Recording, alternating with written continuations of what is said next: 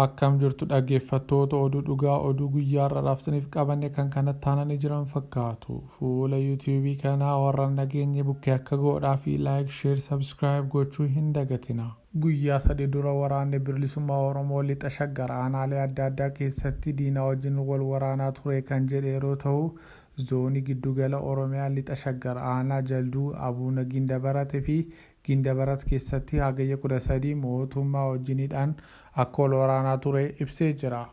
Guyyaa kaleessaa immoo akka har'a himanitti waraanni bilisummaa Oromoo zoonii Arsadee godina kibba lixa shaggar bakkoota adda addaatti waraana raayyaa ittisa Itoophiyaa wajjiniidhaan wal waraanaan ture jedhee jira.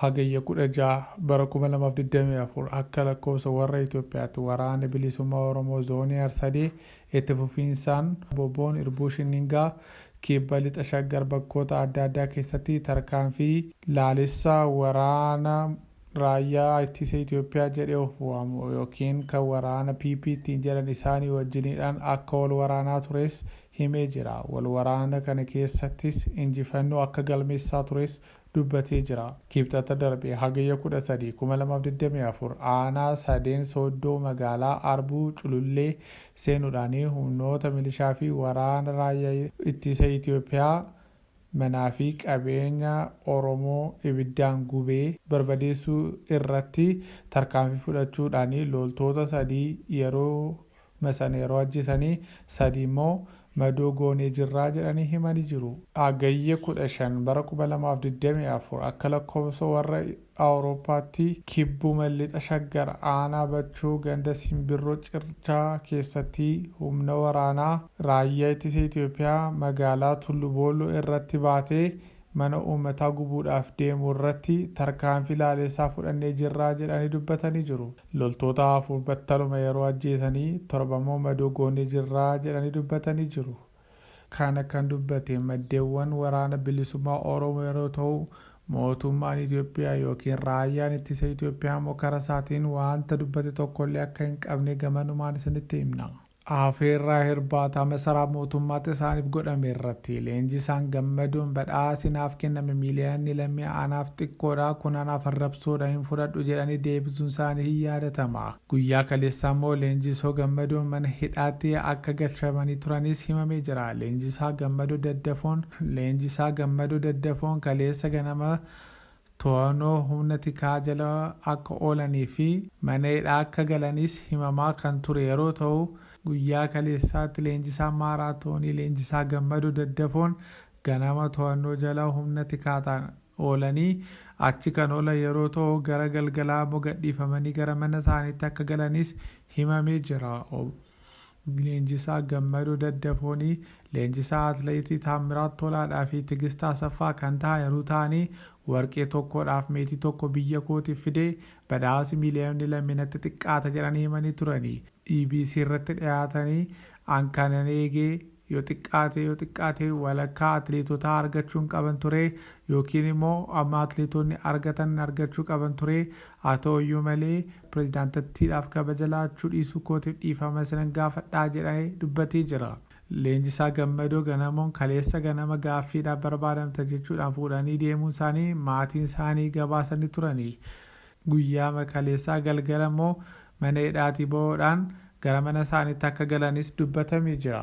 Oduu gara biraatiin paartiileen Tigraay keessa socho'an wayyaaneen murteewwan hokkaratti geessuu danda'an irraa akka of qusatu dhaamanii jiru. Hagayya 15 2024 paartiileen kun koonfiraansii wayyaaneen geggeessaa jiru bu'aa miseensonni bulchiisa yeroo paartichaa biratti fudhatama dhabuu fi bulchiinsa to'achuu barbaaduu isaaniitii jedhanii himanii jiru.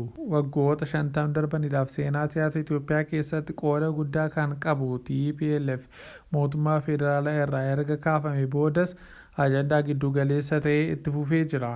Dhiyeenya kanaan namummaa seeraa dhaabichaa deebisuudhaa fi koonfiraansii jaarmiyaa gaggeessaa gidduutti namoota ijoo jaarmiyaa gidduutti qoqqoodamuun naannichaa waldhabbiin akka uumamu taasisee jira jedhani.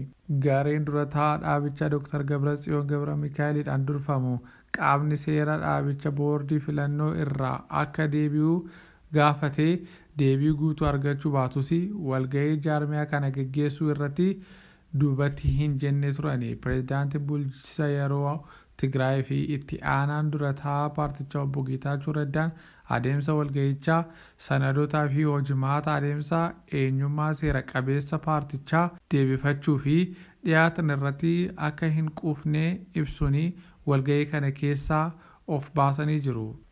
Godina Horroo Guduruu Wallaggaatti yoo xiqqaate namoonni 15 ajjeefamanii jiru jedha qondaalli aanaadhaa fi jiraattonni kana kan dubbatanii. Godina Horroo Guduruu Wallaggaatti aanaa Abii Dongoroo keessatti yoo xiqqaate namoota 15 ajjeefamuun bulchaan aanichaa fi jiraattonni dubbatanii jiru. Bulchaan aanichaa Katama Waaqumaa taateen kun mudachuun amanuudhaan ajjeechaa ganda carruu kanaa kan raawwatee fiinxaleewwan Amaaraatii jedhanii dubbatanii jiru. Namoonni madaa'an 3 immoo wallaansaadhaa fi gara hospitaala Dongoroo geeffamuu isaanii obbo Katamaan himanii jiru. Haleellaa Caaruutti taasifameen lammiileen nagaa fi miseensonni humna mootummaa ajjeefamanii jiru jechuudhaan poolisiin guyyaa kaleessaa gandichatti rakkoo mudatee himee jira.